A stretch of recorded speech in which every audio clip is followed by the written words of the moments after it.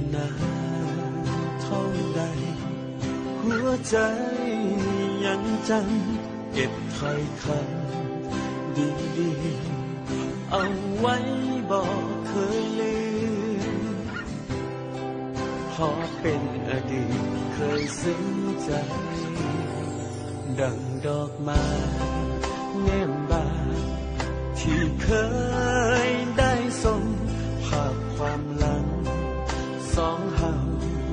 อย่างน้อยก็สุขใจ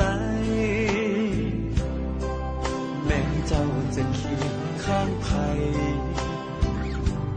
ในความจริงเพราะเจ้านั้นเป็นหักแท้จึงบอกแปลกใจคิดว่าใครๆคงเป็นเหมือนกันความหักความซึ้งเคยผูกพันข้ามพ้นคืนเดือนเปลี่ยนวันแต่ในความฝันนั้นมีดวงใจในวันนี้ดวงใจจะมีคนข้างกายแต่สำนึกหัวใจเก็บไว้บอกเคยลืมพอเป็นหักแท้คงหัวใจ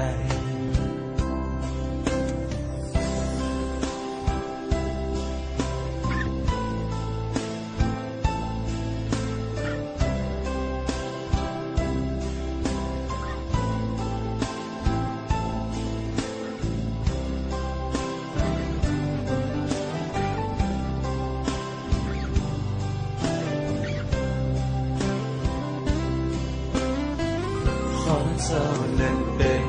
หักแท้จึงบอกแปลกใจคิดว่าใครๆคงเป็นเหมือนกันความหักความซึ้งเคยผูกพันข้ามพ้นคืนเดือนเปลี่ยนวันแต่ในความฝันนั้นมีดวงใจในวันนี้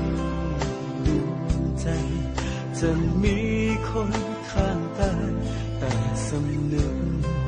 หัวใจเก็บไว้บอก